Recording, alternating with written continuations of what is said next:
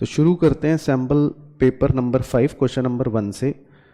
During deflation government can achieve economic stability by. Deflation के time पर government अपनी economic stability achieve कर सकती है। तो ये गवर्नमेंट बजट का चैप्टर का क्वेश्चन है। तो क्या ऑप्शन है? Increase its expenditure and giving tax concessions और सब्सिडीज। तो पहले ही ऑप्शन पढ़ के सही हो गया, क्योंकि जब सरकार अपने खर्चे बढ़ाती है तो उससे डिफ्लेशन जो होता है वो धीरे धीरे दूर हो जाता है। तो डिफ्लेशन को दूर करने के लिए सरकार क्या स्टेप ले सकती है? वो अपने एक्सपेंडिचर्स को बढ़ाने का स्टेप ले सकती है। तो इससे इकोनॉमिक स्टेबिलिटी आ जाएगी। इसके बाद question number 2, capital account of BOP is used to finance dash in the current account deficit. तो जैसे आपने पढ़ा ही होगा, मेन कॉन्सेप्ट जो रहता है कैपिटल अकाउंट के अंदर एकोमोडेटिंग ट्रांजैक्शन वाला, उसमें करंट अकाउंट के डेफिसिट की भरपाई कर दी जाती है। उसके बाद question number 3, identify which of the following is not an example of banking financial institutions. Simple question, LIC, क्योंकि LIC जो है वो कोई बैंकिंग फाइनेंशियल इंस्टीट्यूशन नहीं है, वो कोई लोगों के डिपॉजिट्स एक्सेप्ट या लैंडिंग ऑफ लोन्स नहीं करता। उसके बाद question number 4, identify which of the following is an example of visible item under the current account of BOP। तो इसमें से आपको विजिबल आइटम बताना है ABCD में से। सही, क्योंकि सॉफ्टवेयर इनविजिबल होता है, सर्विस इनविजिबल होती है, सर्विस इनविजिबल होती है। आपने दुबई से LCD स्क्रीन मंगवाई, वो सिर्फ विजिबल या गुड होता है। उसके बाद क्वेश्चन नंबर 5, 2 स्टेटमेंट्स हैं। स्टेटमेंट 1 में लिख रहा है cryptocurrency is a legal tender money in India. False, अभी तक तो फिलहाल वो लीगल टेंडर नहीं होती, सिर्फ एक एसेट क्लास की तरह देखा जाता है क्रिप्टो करेंसी को, कि आप पैसा निवेश करना है तो कर दो, लेकिन सरकार की तरफ से वो लीगल टेंडर नहीं है। Cryptocurrency is an example of full bodied money. False, cryptocurrency तो वैसे ही किसी धातु से बनी नहीं होती, तो इसके अंदर कोई फुल बॉडीड मनी होने जैसा कॉन्सेप्ट तो हो ही नहीं सकता। तो ये तो वैसे ही गलत हो गया। तो इसका मतलब दोनों स्टेटमेंट गलत हैं। इसके बाद question number 6, mister Shaktikanta Das the governor of RBI issued the guidelines regarding the commercial bank. After this, all the commercial banks maintain 20% of their net demand and time deposits with RBI. From the following, choose the correct alternative which specifies towards the concept explained by him. सही, CRR, क्योंकि bank अपने पैसों का जो प्रतिशत RBI के पास रखता है उसको हम CRR कहते हैं। उसके बाद number 7, 2 economists Ram and Shyam were discussing about the exchange rate system. Under this system, central bank maintains reserve of foreign exchange to ensure that the exchange rate stays within the targeted values.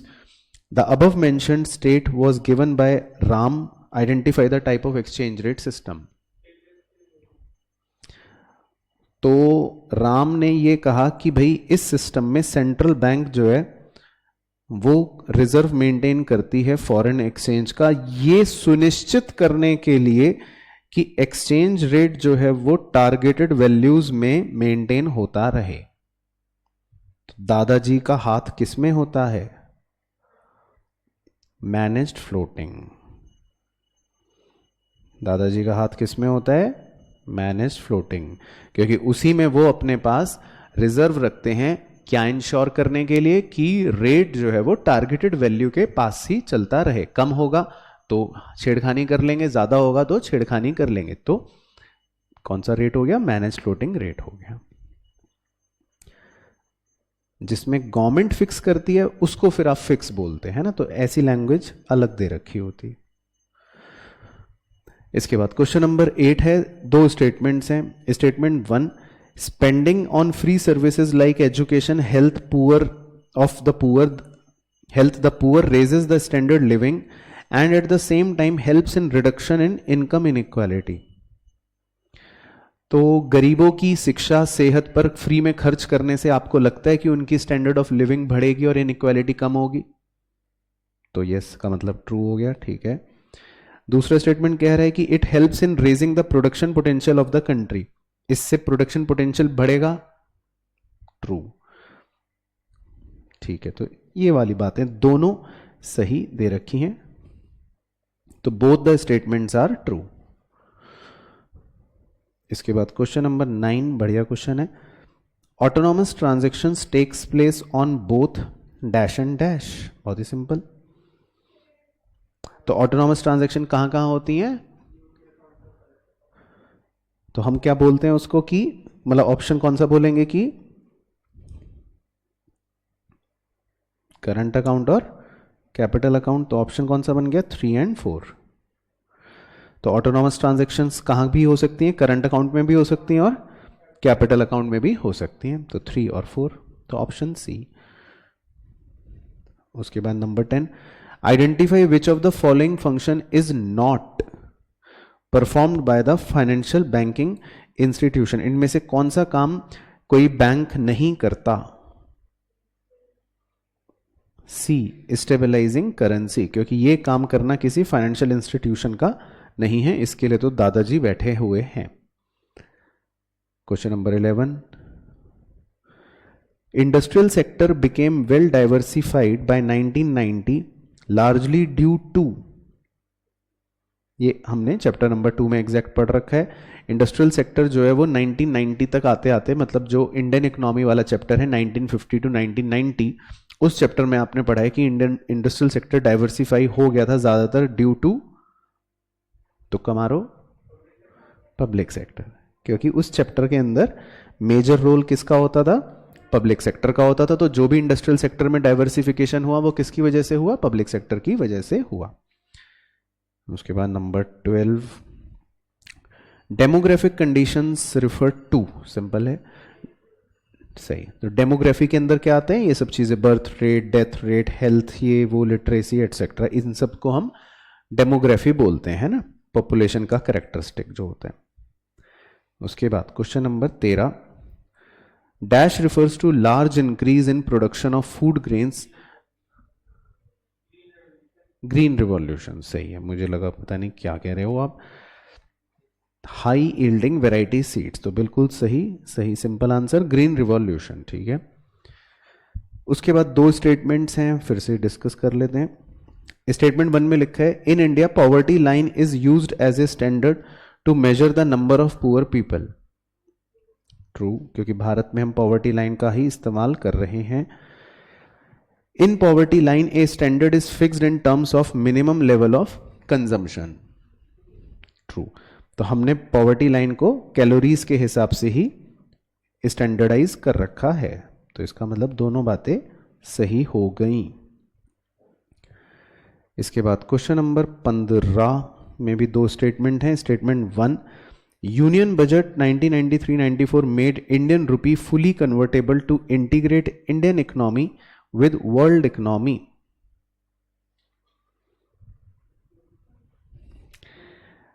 तो ये basically reforms वाले chapter का है, और reforms वाले chapter में जब economic reforms आए थे हमारे देश के अंदर, तो हमने अपने रुपी को फुली कन्वर्टेबल कर लिया था। फुली कन्वर्टेबल का मतलब है कि पहले थोड़ा सा पार्शियल कन्वर्टेबिलिटी चलती थी, कि आप ऐसा नहीं है कि अपना घर से 2 करोड़ रुपए बोरे में लेके गए और कहा कि चलो चलो मुझे सारे को बदले में डॉलर दे दो, तो थोड़ा सा पार्शियल कन्वर्टेबिलिटी होती थी कि खाली 50,000 रुपए या 1 लाख रुपए ही कन्वर्ट हो सकते हैं। लेकिन जब वो रिफॉर्म्स आए थे तो उसके बाद सरकार के बजट के अंदर ये हो गया था कि अब रुपये को फुल्ली कन्वर्टेबल कर दिया जाएगा, तो मतलब इजीली आपको पूरी दुनिया में कहीं पर भी अपने रुपए को कन्वर्ट करना हो किसी भी करेंसी में तो आप कर सकते थे। तो ये वो पॉइंट कह रहा है, तो ट्रू मैंने बता दिया। और दूसरा कह रहा था, aforesaid change was necessary to successfully implement privatisation in India, false. हाँ जी, तो इसका कोई प्राइवेटाइजेशन से रिलेशन नहीं, प्राइवेटाइजेशन तो हमको इंडिया में ही करना था, तो उससे करेंसी चाहे हमारी फुल्ली कन्वर्टेबल हो ना हो उससे फर्क नहीं पड़ने वाला था। तो ये स्टेटमेंट उसने गलत दे रखा है, तो पहला सही हो गया, दूसरा गलत हो गया, सी, ठीक है, ओके।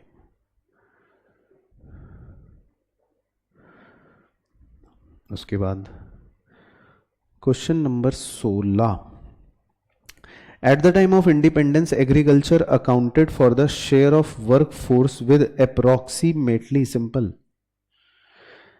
आजादी के टाइम पर एग्रीकल्चर के अंदर लगभग कितने प्रतिशत लोग काम में थे? हाँ 72-75 है ना, 72 से थोड़ा ज्यादा ही थे, लार्जेस्ट थे। उसके बाद 17, कौन सा पेयर इनमें से सही है वो बताना है हमको। एकोमोडेटिंग आइटम कह रहा है इन्हें अबव द लाइन कहते हैं, गलत है ये तो। बी में कह रहा है करंट अकाउंट में net income generated in foreign sector, तो फिलहाल ये ठीक लग रहा है बट फिर भी सी पढ़ लेता हूं। कैपिटल अकाउंट में कह रहा है direct effect on income output and employment, गलत, क्योंकि कैपिटल अकाउंट में तो एसेट्स और लाइबिलिटीज को इफेक्ट करने वाली ट्रांजैक्शन रिकॉर्ड होती हैं। और डी में कह रहा है फॉरेन इन्वेस्टमेंट्स जो हैं वो फॉरेन इंस्टीट्यूशनल इन्वेस्टमेंट होते हैं, एक ही बात होती है, तो गलत कह रहा है। तो बी जो है वही कॉम्बो फिर भी सही कॉम्बो है, या सही मतलब कह सकते हैं पेयर है, तो ऑप्शन बी। उसके बाद है जी 18th में आपको तुक्का मारना है। Dash is a project initiated in Tamil Nadu to train women in latest agricultural techniques. D donkey, ठीक है, तो सही तुक्का मारा। उसके बाद 19, central and state governments exorbitant taxation is responsible for rising petrol and diesel prices. This was done to run various developmental schemes to provide relief to poor section and to manage COVID crisis. These receipts would be categorized as, हाँ तो simple है, सरकार को जो tax से revenue होता है वो पूछ रहा है, उसको आप कैसे कैटेगराइज करोगे, उसको हम रेवेन्यू रिसिप्ट मानते हैं, तो वो रेवेन्यू नेचर इनकम हो गई, है ना। गवर्नमेंट बजट में आपने पढ़ भी रखा है टैक्सेशन इनकम सरकार के लिए कौन सी इनकम होती है, रेवेन्यू नेचर इनकम होती है। उसके बाद क्वेश्चन 20 में कह रहा है dash has been initiated from the third 5-year plan which introduced variety of programmes for reduction of poverty. तो एग्जैक्ट टर्मिनोलॉजी है सही, पॉवर्टी एलिविएशन प्रोग्राम्स, है ना, तो थोड़ा सा स्पेलिंग मिस्टेक थी, तो पॉवर्टी एलिविएशन प्रोग्राम्स। उसके बाद 21 में आपको थोड़ा सा सॉल्व करना है। In a hypothetical economy it is assumed that all the transactions in the economy are routed through bank. The initial deposit with the bank is 8,000, तो बैंक के पास इनिशियल डिपॉजिट जो है वो है 8,000 रुपए का, ठीक है, ये एक तो काम की बात हो गई। There is no other currency in circulation in the economy, the total money supply in the economy will be, सही, क्योंकि कोई मनी मल्टीप्लायर तो है ही नहीं, और जब कोई मनी मल्टीप्लायर ही नहीं है तो आपने जितने रुपए इनिशियली डिपॉजिट करे होंगे उतने ही रुपए टोटल डिपॉजिट भी होंगे, तो सही हो गया 8,000। चलो ठीक है, सिंपल। उसके बाद 22, Britishers systematically declined Indian handicrafted industries both in domestic market as well as in export market. What was the effect of the decline of handicraft industry in India. तो हाँ, तो इसमें क्वेश्चन बस ये पूछ रहा था कि जो हैंडीक्राफ्ट इंडस्ट्री का डिक्लाइन हुआ उसका प्रभाव भारत पे क्या पड़ा। तो उसका प्रभाव देखो, सिंपल ये पड़ा कि हमारे देश के अंदर बहुत ज़्यादा अनएम्प्लॉयमेंट हो गया, क्योंकि बहुत सारी हैंडीक्राफ्ट इंडस्ट्रियां बंद हो गई तो बहुत से लोग बेरोजगार हो गए। इसके बाद 23, पहले स्टेटमेंट में लिखा है eliminating subsidy will decrease the income inequality between rich and poor farmer. Subsidy कह रहा है अगर हम हटा देंगे तो उससे इनकम की इनइक्वालिटी कम हो जाएगी, तो ये फॉल्स कह रहा है, क्योंकि अगर हम सब्सिडी नहीं देंगे तो उल्टा फिर अमीर गरीब का भेदभाव बढ़ेगा ना, क्योंकि आप गरीब को तो फायदा दे नहीं रहे, फिर तो उल्टा अमीर गरीब का भेदभाव बढ़ेगा, तो ये उसने फॉल्स कह दिया। और दूसरा कह रहा है subsidy in India are necessary for poor and small farmer to make them to enable them to make use of modern agricultural technique. True, क्योंकि सब्सिडी देना कह रहा है गरीब और स्मॉल फार्मर्स के लिए जरूरी है ताकि वो भी मॉडर्न टेक्निक्स का सहारा ले सकें। तो पहला गलत है, दूसरा सही, डी। तो ऑप्शन डी हो गया सही ऑप्शन। उसके बाद जी 24 में क्या कह रहा है, at the time of independence Indian economy was amputated due to. तो ये हमने पहले पढ़ रखा है। इसका सही आंसर है कि इंडिपेंडेंस के टाइम पर भारत जो है वो, भारत की इकोनॉमी बर्बाद हो गई थी। ब्रिटिशर्स की एक पॉलिसी थी जिसका नाम था डिवाइड एंड रूल। तो डिवाइड एंड रूल को ही दूसरी भाषा में दे रखा है कि भाई डिस्क्रिमिनेशन था लोगों के बीच में, जाति को लेके, धर्म को लेके, भाषा को लेके। तो ये सब चीज़ें जो थी इससे भारत की इकोनॉमी बहुत बर्बाद हो गई थी। चलो जी, सेक्शन बी से शुरू करते हैं। Question number 25। असर्शन में लिखा है foreign investment in India will be recorded in capital account of BOP. तो बताइए जी, ट्रू है कि फॉल्स? इन्वेस्टमेंट हुई है तो ये एसेट अफेक्ट करेगा, एसेट अफेक्ट करेगा तो कैपिटल अकाउंट में रिकॉर्ड होगा। तो इसका मतलब ये स्टेटमेंट तो ट्रू हो गई।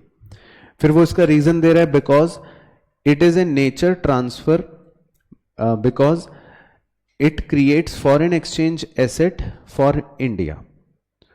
तो कह रहे हैं कि ये एक ऐसा ट्रांसफर है जो फॉरेन एक्सचेंज एसेट क्रिएट कर रहा है इंडिया के लिए। तो थोड़ा सा लैंग्वेज का यहां पे इग्नोर मार देना, यहां से पढ़ लेना बिकॉज से, because it creates foreign exchange asset for India. True, बिल्कुल सही, क्योंकि मैंने बताया इन्वेस्टमेंट होने का मतलब होता है कि हमारे देश में एक एसेट क्रिएट हो रहा है। तो ये हमारे लिए तभी तो कैपिटल अकाउंट में रिकॉर्ड होने वाली ट्रांजैक्शन हुई। तो इसका मतलब ऑप्शन ए सही हो गई बात। इसके बाद क्वेश्चन नंबर 26 में आपको सॉल्व करना है। Suppose in an economy the total deposits created through initial deposits are 5 times of initial deposit. कह रहा है अगर किसी इकोनॉमी में टोटल डिपॉजिट्स जो हैं वो इनिशियल डिपॉजिट्स के 5 गुना है, 5 times है। तो इसका मतलब एक तरह से इनडायरेक्टली क्या मतलब बन गया कि मनी मल्टीप्लायर जो है वो 5 times है। ओके, तो कह रहा है under the given situation the value of reserve requirement would be. तो वैल्यू ऑफ रिजर्व रिक्वायरमेंट का मतलब होता है LRR। तो बताओ LRR कितना? तो LRR निकालने के लिए हम मनी मल्टीप्लायर का फॉर्मूला यूज कर लेते हैं। 1/LRR is equal to money multiplier, यही होता है ना फॉर्मूला। तो 1/LRR इज इक्वल टू 5। तो LRR इज इक्वल टू 1/5। तो 1/5 का मतलब कितना हो गया? 0.2। तो 0.2 इज द सही आंसर। उसके बाद 27 में असर्शन दिया है green revolution enabled the government to maintain buffer stock of food grain. True.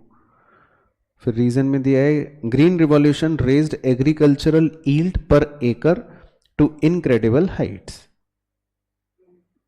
True है ना। तो यही रीजन भी था क्योंकि हमारी एग्रीकल्चरल यील्ड बहुत बढ़ गई थी। यील्ड का मतलब होता है एक तरह से रिटर्न या आउटपुट, और इसी वजह से फिर हम बहुत ज्यादा अच्छा बफर स्टॉक मेंटेन कर पा रहे थे। तो मतलब बिल्कुल एप्ट दिया है जो असर्शन है और उसका रीजन। फिर है जी इसके बाद 28 में कह रहा है आइडेंटिफाई द इनकरेक्ट स्टेटमेंट। आपको गलत स्टेटमेंट पहचानना है। तो मैं 1 by 1 पूछता रहता हूं। India has adopted horticulture as it is blessed with a varying climate and soil conditions. तो भारत में हॉर्टिकल्चर बताओ होता है क्योंकि अलग अलग क्लाइमेट और सॉइल कंडीशन है भारत देश में। ये बात तो सही है। बी में कह रहे हैं horticulture is an important sector for potential diversification, ये भी बात सही है, हॉर्टिकल्चर से डाइवर्सिफिकेशन होता है।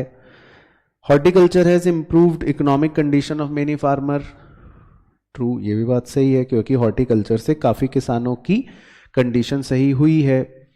Horticulture is the form of agriculture that relies as an techniques such as crop rotation, green manure for producing organic crops, गलत।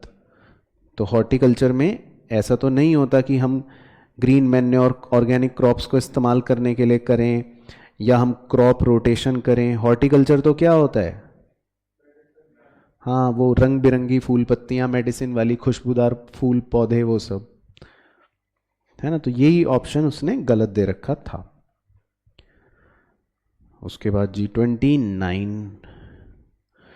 29 में असर्शन में लिखा है कि there is a downward trend in inequality world wide with the rise in the average education level.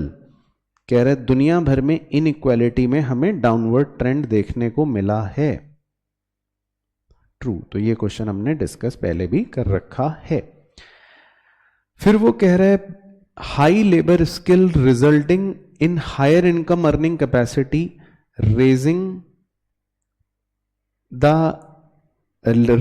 living standard, narrowing the gap between rich and poor, which reduces inequality of income worldwide.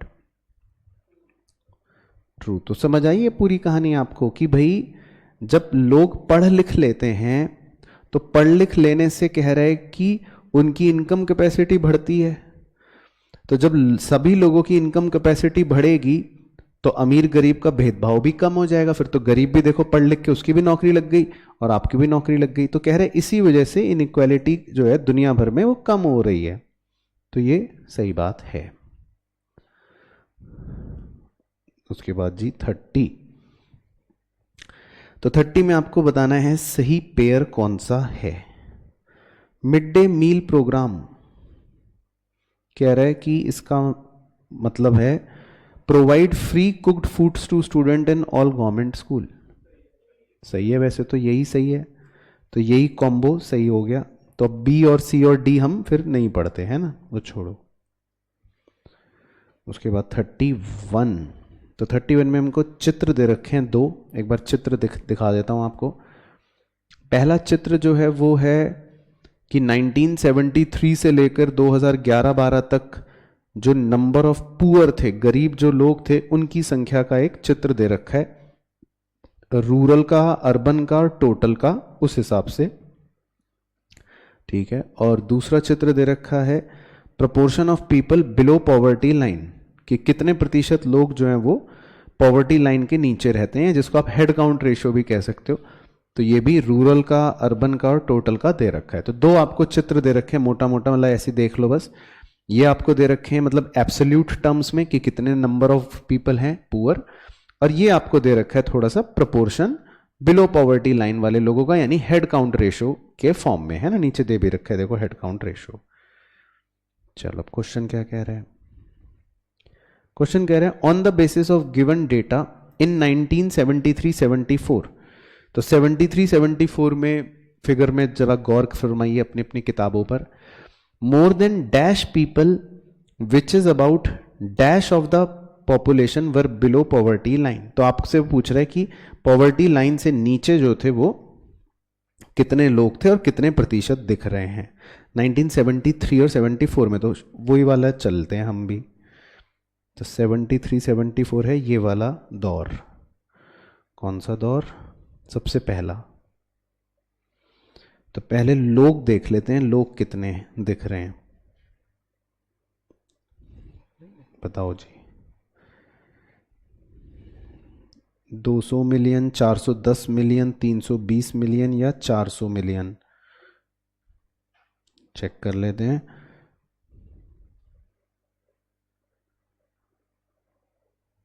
तो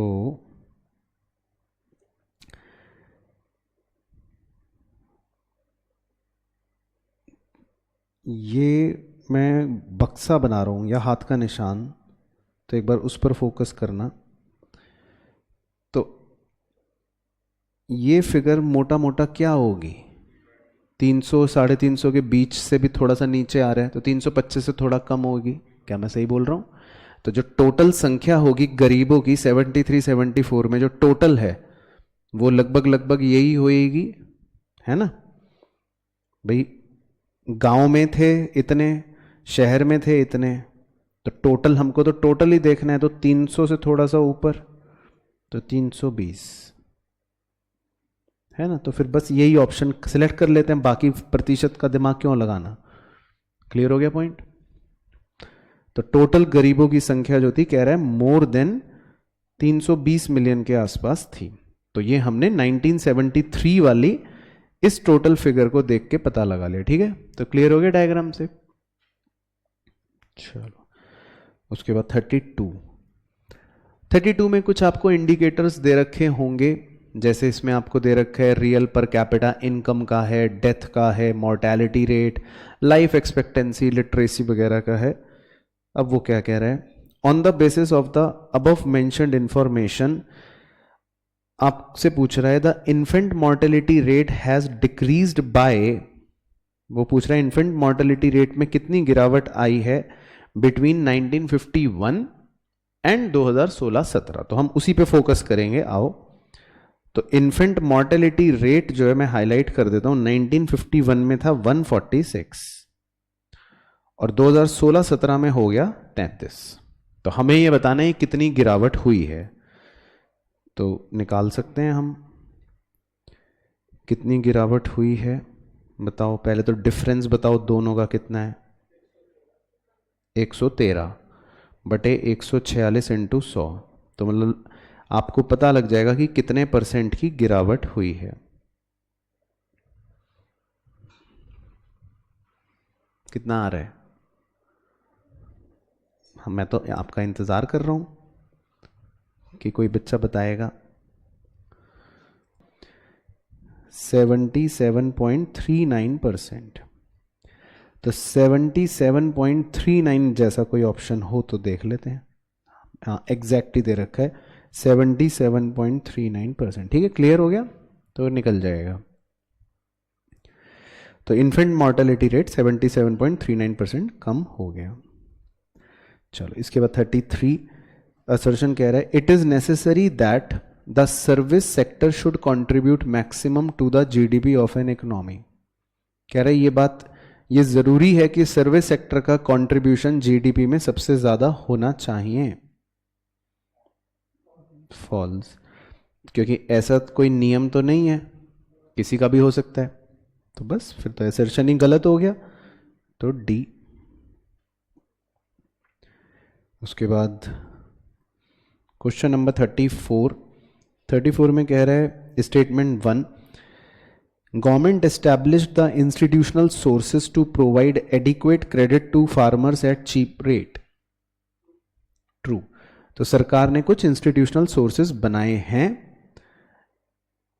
farmers को cheap rates पर credit देने के लिए। तो आपने rural development में पढ़ रखा है इंस्टीट्यूशनल सोर्सेज होते हैं। और स्टेटमेंट 2 कह रहा है cooperative credit is an institutional source of agricultural credit. True, तो आपने सोर्सेज के अंदर जैसे बहुत सारे पढ़े थे, regional rural banks, land development banks, तो उसमें कोऑपरेटिव क्रेडिट्स भी थे। तो इसका मतलब दोनों स्टेटमेंट्स जो हैं वो सही कह रहे हैं। उसके बाद जी 35 में statement 1, commercial banks do not contribute it to the quantum of money supply in the economy as they do not have note issuing authority। कह रहे कमर्शियल बैंक्स का कोई योगदान नहीं है मनी सप्लाई के क्वांटिटी को बढ़ाने में, क्योंकि वो नोट्स तो इशू करते नहीं है। फॉल्स, वो नोट इशू नहीं करते, लेकिन क्रेडिट क्रिएट तो उन्हीं का काम है, तो वो तो सबसे ज्यादा मनी सप्लाई को बढ़ाने में योगदान देते हैं, तो ये तो फॉल्स हो गया। और कह रहा है commercial bank contribute to the, अच्छा तो ये उसी का उल्टा हो गया, तो ये ट्रू हो गया। तो स्टेटमेंट 2 सही है और स्टेटमेंट 1 गलत है। उसके बाद 36, तो आपको बताना है क्रोनोलॉजिकल ऑर्डर में, मतलब कौन सी चीज़ पहले हुई, कब हुई। तो इंडिया गॉट फ्रीडम कब? 1947। Establishment of first India aviation कब? 1933 या 34 था शायद। ओपनिंग ऑफ स्विस कैनाल कब? वो तो सबको याद है। फर्स्ट ऑफिशियल सेंसस कब? वो भी सबको याद है। तो अब क्रोनोलॉजिकल ऑर्डर बना लो, 3 4 2 1। ठीक है, 3 4 2 1 डी। चलो ओके। उसके बाद जी 37 में असर्शन में कह रहा है excess of foreign exchange receipts over the foreign exchange payments on the account of accommodating transactions equals the deficit in the BOP। कह रहे बीओपी की डेफिसिट की परिभाषा है फॉरेन एक्सचेंज रिसिप्ट्स ज्यादा हैं फॉरेन एक्सचेंज पेमेंट से, तो फॉल्स हो गया ना, फॉल्स हो गया। और वो भी कह रहे हैं on the account of accommodating transaction, तो मतलब फॉल्स ही फॉल्स से भरा पड़ा है ये तो स्टेटमेंट, तो असर्शन जो है वो ही गलत हो गया। उसके बाद है जी 38, commercial banks are required to maintain reserve on dash and dash. तो बहुत ही सिंपल है, क्या है दो टर्म्स, CRR और SLR, सही, तो 2 और 3 बी। उसके बाद 39 में है असर्शन में agricultural diversification is essential for sustainable livelihood. बिल्कुल सही, तो ये तो सबसे मेन पॉइंट है। Because there is a greater risk in depending exclusively on farming for livelihood. True है ना, सही रीजन है ए, क्योंकि इसी रीजन की वजह से बल्कि हम फार्मर्स को कहते हैं कि आपको एग्रीकल्चरल डाइवर्सिफिकेशन करना चाहिए। इसके बाद है 40 में भी असर्शन दे रखा है sheep rearing is an important income augmenting activity in rural areas of India. बताओ, ट्रू, क्या ये इंपॉर्टेंट इनकम एक्टिविटी नहीं है? हाँ और भी हैं, लेकिन it is an important income augmenting activity, मतलब ऐसा तो नहीं लिखा ना इट इज द ओनली, तो आप कह देते सर फॉल्स है, ओनली नहीं है लेकिन हाँ है तो है ही ना, इंपॉर्टेंट तो है ही। और दूसरे में लिखा है live stock production provides increase stability in income food security fuel and nutrition for the family. True, ये तो एग्जैक्ट पढ़ रखा है बी। तो दोनों स्टेटमेंट्स ट्रू हैं बट रीजन जो है वो करेक्ट एक्सप्लेनेशन नहीं है। ठीक है जी। उसके बाद 41 आपका होमवर्क है। फिर है 42 में कह रहा है पॉवर्टी मतलब कि लो इनकम हो गई है जिसकी वजह से आपकी सेविंग्स कम है, जिसकी वजह से क्या है, सेविंग्स कम है। सेविंग्स कम होने की वजह से कुछ होगा जिसकी वजह से लो पर कैपिटा इनकम है, ठीक है ना, और उसकी वजह से कुछ होगा जिसकी वजह से लो एम्प्लॉयमेंट है। दोनों फिल हो रहे हैं उसमें, सही। तो पहले लो सेविंग्स होने की वजह से क्या होगा, लो सेविंग होने की वजह से लो इनकम तो नहीं होगी, वो तो उल्टा होता है। लो सेविंग होने की वजह से लो इन्वेस्टमेंट हो सकती है, हाँ, क्योंकि बचत कम होगी तो आप निवेश भी कम ही कर पाओगे। तो लो सेविंग होने की वजह से लो इन्वेस्टमेंट होगी, लो इन्वेस्टमेंट होगी तो लो पर कैपिटा इनकम या प्रोडक्शन होगा, लो पर कैपिटा इनकम या प्रोडक्शन होगी तो उसकी वजह से क्या होगा, लो प्रोडक्टिविटी होगी। सही हो गया, हाँ बिल्कुल। लो प्रोडक्टिविटी होगी तो लो रोजगार होगा तो और गरीबी होएगी, ठीक है। तो इसका मतलब सही भेजा आपने ऑप्शन बी। उसके बाद है next 43, the government of India incurring huge revenue expenditure for providing affordable and best possible health facilities to people to fight against कोविड-19 exhibits the right step in the direction of human capital formation. तो सरकार जो है देखो अच्छी अच्छी health सुविधाओं का मतलब बेस्ट पॉसिबल हेल्थ फैसिलिटीज लोगों के लिए खर्चे कर रही है। तो इससे वो पूछ रहा है spot which of the following does directly contribute to the process of human capital formation. तो जी add skill and expertise, improve efficiency.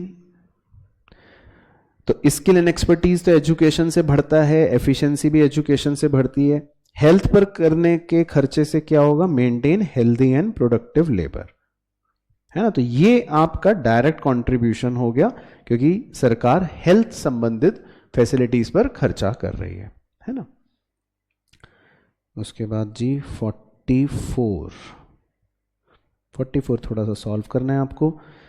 Suppose the balance of trade off a nation exhibits A surplus of 10,000 crore. तो कह रहे balance of trade के अंदर surplus है 10,000 करोड़ का। Okay, the import of merchandise of the nation is half of the exports.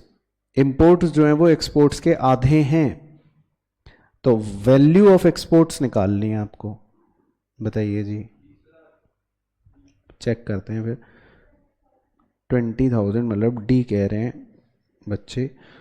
तो अगर exports आपके हिसाब से 20,000 है तो इंपोर्ट्स उसके हिसाब से 10,000 होने चाहिए क्योंकि वो आधे होने चाहिए। तो एक्सपोर्ट्स अगर 20,000 हैं और इंपोर्ट्स अगर 10,000 हैं तो बिल्कुल सही लग रहा है। तो उस हिसाब से बैलेंस ऑफ ट्रेड में सरप्लस 10,000 आ रहा है। तो इसका मतलब आपके आंसर्स सही ही हैं, ठीक है। तो 20,000 हो गया सही। उसके बाद 45, पहला स्टेटमेंट कह रहा है relative poverty only reflects the relative position of different segments of population in income hierarchy. कह रहा है रिलेटिव पॉवर्टी सिर्फ ये बताता है कि भाई इनकम हायरार्की में आप ऊपर हो, मैं नीचे हूं, या शाहरुख खान ऊपर है, सलमान खान नीचे है। क्या ये बात सही है? रिलेटिव पॉवर्टी में यही होता है, ठीक है, ट्रू। क्योंकि उसमें कोई भी एब्सोल्यूट तो बताता नहीं है कि ये गरीब है या ये अमीर है, वो तो सिर्फ पोजीशन बताता है, ये आगे, ये पीछे, ये ज्यादा, ये कम। और स्टेटमेंट 2 कह रहा है relative poverty measure make use of poverty line to know the ये तो आगे पढ़ा भी नहीं जा रहा। तो पॉवर्टी लाइन का यूज तो वो नहीं करता रिलेटिव पॉवर्टी लाइन का तो कौन यूज करता है? एब्सोल्यूट पॉवर्टी वाला कॉन्सेप्ट करता है। तो 1 सही है और 2 गलत है, ठीक है, ओके। इसके बाद जी 46 में क्या कह रहा है क्वेश्चन असर्शन में, current account shows the net income generated in foreign sector. तो अभी पढ़ा भी था, ट्रू, ठीक है, चलो। और कह रहा है रीजन है because current account record all the actual transactions of goods and services which effect income, output and employment, true. तो इसीलिए करंट अकाउंट के अंदर आपको नेट इनकम नजर आती है ना, क्योंकि ये सारी कौन सी ट्रांजेक्शंस रिकॉर्ड करता है? गुड्स और सर्विसेज से संबंधित रिकॉर्ड करता है। तो सही हो गई बात।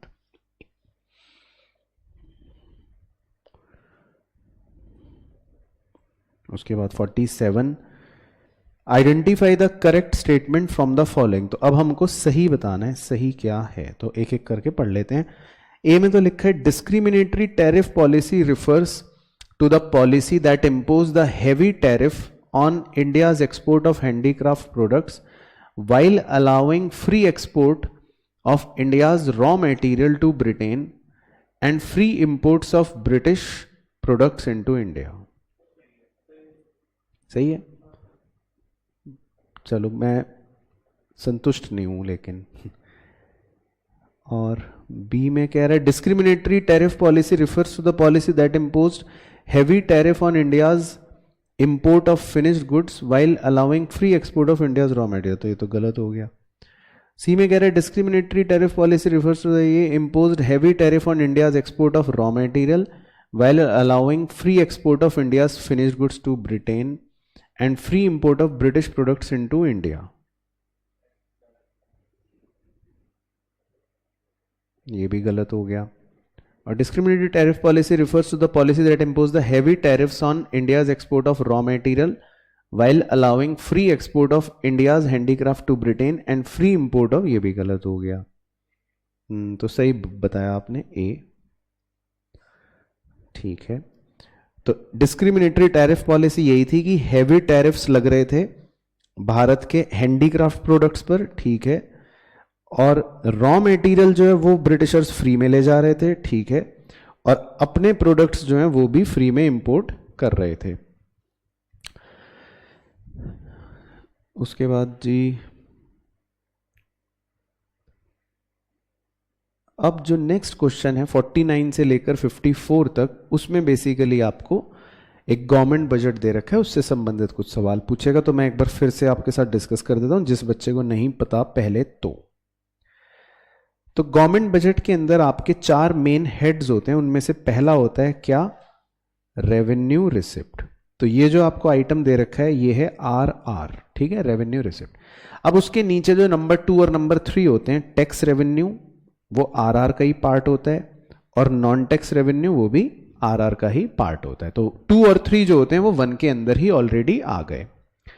फिर चौथा दे रखा है कैपिटल रिसिप्ट। कैपिटल रिसिप्ट जो होता है ये दूसरा मेन हेड होता है, जिसको आप कहते हो CR।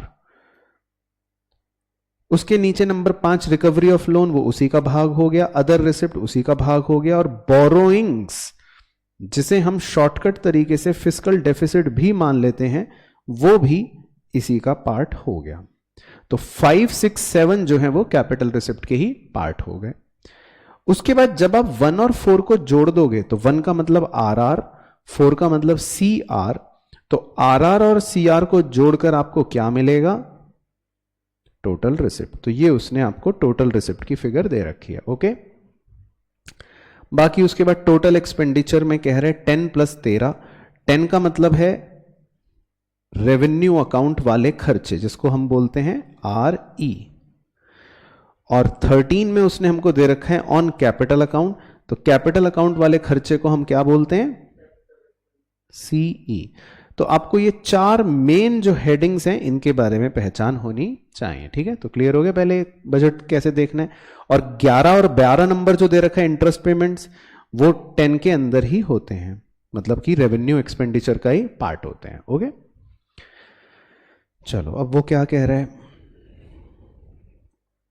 Question 49, the value of expenditure on capital has dash between 2017 मतलब एक्चुअल टू 2018-19। तो आपको कैपिटल एक्सपेंडिचर बताने हैं कि क्या हुए हैं 2017 और 2018 के कंपैरिजन में। तो हम सीधा कैपिटल एक्सपेंडिचर फिगर में चलते हैं, यानी कि नंबर 13 पर चलते हैं, जिसकी पुरानी फिगर थी 263,140 और अब वो बढ़कर हो गई है 3,04,41।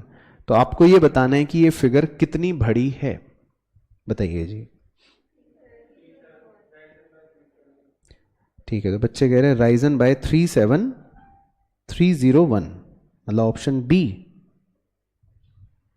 ठीक है। सही है, तो ये हो गया राइजन बाय 37,301। ठीक है, क्लियर। उसके बाद नंबर 50 में पूछ रहा है the percentage change in borrowings between 2017-18 and 18-19 taking 17-18 as base would be. तो अब इसमें वो पूछ रहा है कि बोरोइंग में आपका कितने प्रतिशत का चेंज हुआ है। तो इसके लिए आप नंबर 7 जो है बोरोइंग्स, उसकी फिगर पर फोकस कर लेते हैं। तो उसकी पुरानी फिगर थी 591,064 और नई फिगर थी 624,276। तो पहले तो आप ये देखो कि कितना चेंज आया, और डिवाइडेड बाय जो बेस दे रखा है,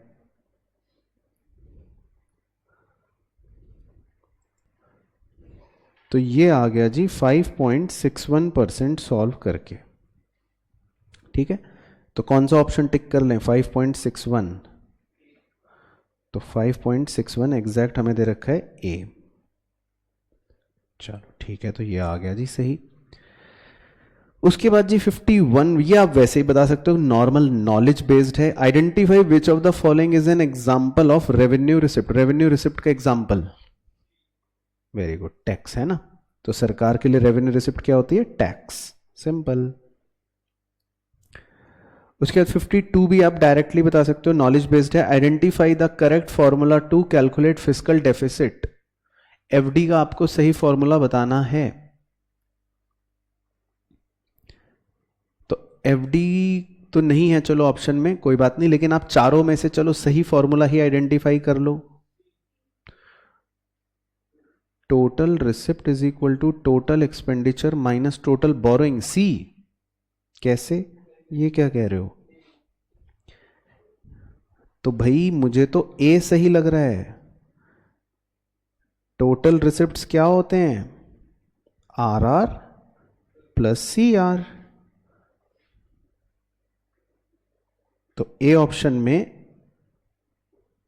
यही तो दे रखा है।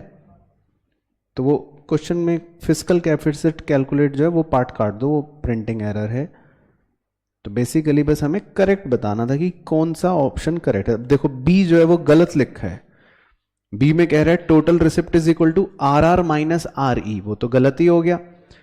सी में लिख रहा है total receipt is equal to total expenditure minus total borrowing, ये भी कुछ नहीं है।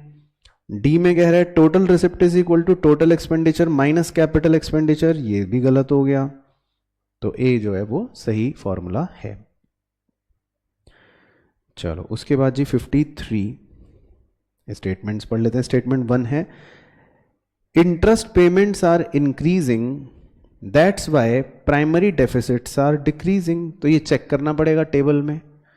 चलो टेबल में पहले चेक करो कि क्या इंटरेस्ट पेमेंट इंक्रीज हो रही है। 11 नंबर चेक करो। पहले 528 थी, अब 575 हुई है, तो इसका मतलब इंटरेस्ट पेमेंट इंक्रीज हो रही है। अच्छा, अब इंटरेस्ट पेमेंट के बढ़ने की वजह से गिवन दैट कि मैं ये मानूं फिस्कल डेफिसिट सेम ही है, तो इंटरेस्ट पेमेंट बढ़ने की वजह से, जैसे एक हाइपोथेटिकल एग्जांपल ले लेता हूं आपको समझाने के लिए। मान लो फिस्कल डेफिसिट है 100 और इंटरेस्ट पेमेंट है 2, तो आपका आंसर कितना आएगा?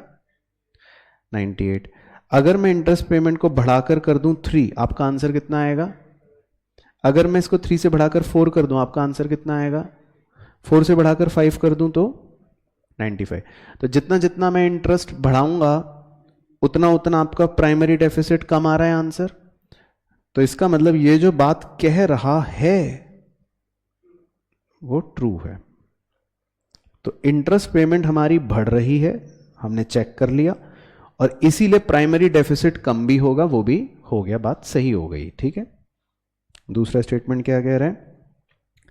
Primary deficit show the extent of to which such interest commitments have compelled the government to borrow in current period.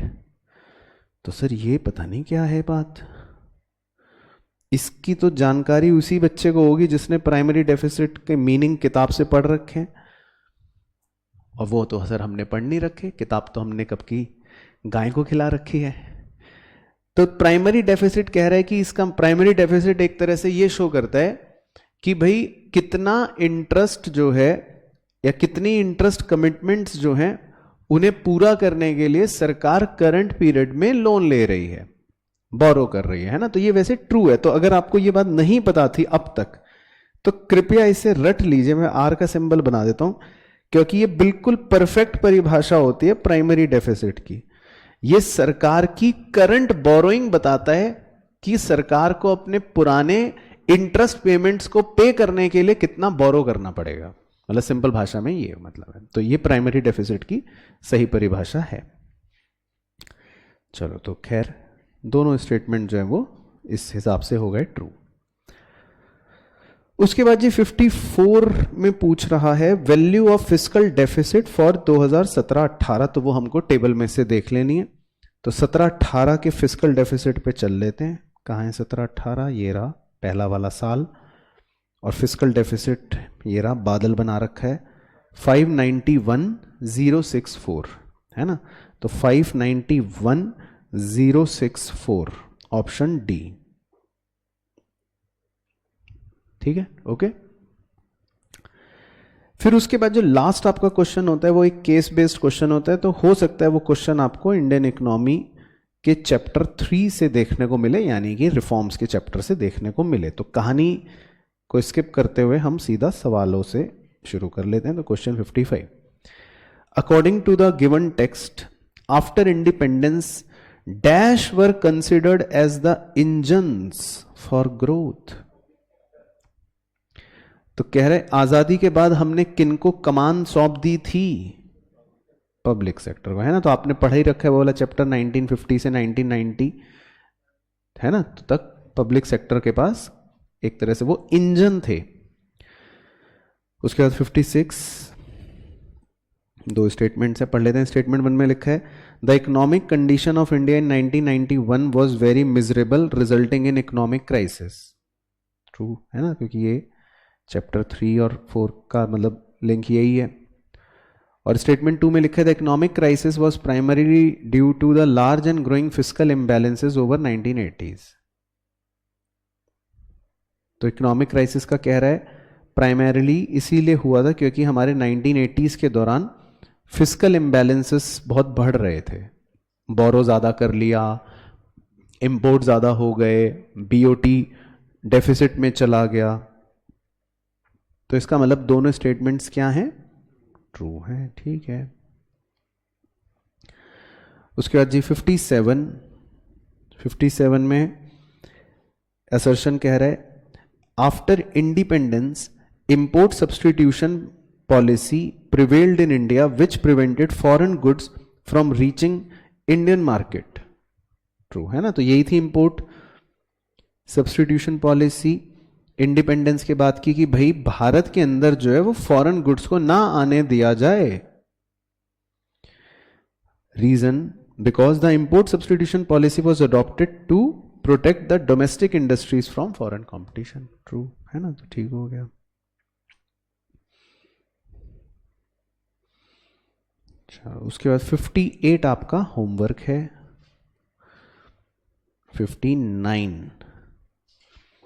59 में कह रहा है statement 1 before 1991 licences were required to set up expand और diversify any industry which is known as licence Raj. True है ना, 1991 से पहले licence राज चला करता था, आपको एक्सपैंड करने के लिए सरकार से परमिशन लेनी पड़ती थी।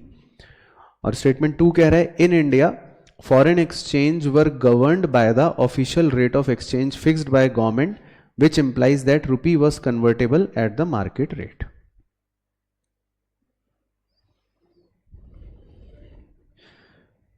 बताइए जी, कह रहा भारत में जो फॉरेन एक्सचेंज रेट है वो फिक्स्ड करती है गवर्नमेंट, तो फॉल्स है क्योंकि फिक्स्ड एक्सचेंज रेट तो भारत तो छोड़ो किसी भी दुनिया में आजकल तो फॉलो नहीं हो रहा है ना, तो ये फॉल्स है। तो 1 सही है, 2 फॉल्स है, तो यानी ऑप्शन सी। ठीक है। और इसके बाद लास्ट क्वेश्चन नंबर 60, फिर फिनिश हो जाएगा। तो असर्शन में तो कह रहा है सिंस 1980 और 81 continuous rise in fiscal deficit compelled the government to borrow more resulting in BOP crisis। True। ठीक है। और कह रहे हैं the LPG policies were adopted in new economic policy aimed at increasing the participation of private players. True. B सही। तो वैसे तो ट्रू है बट करेक्ट एक्सप्लेनेशन नहीं है।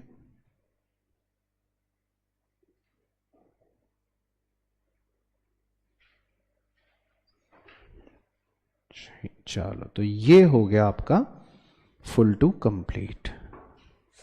तो सब बच्चों को क्लियर? किसी क्वेश्चन में कोई डाउट, दिक्कत, परेशानी? डन? ओके।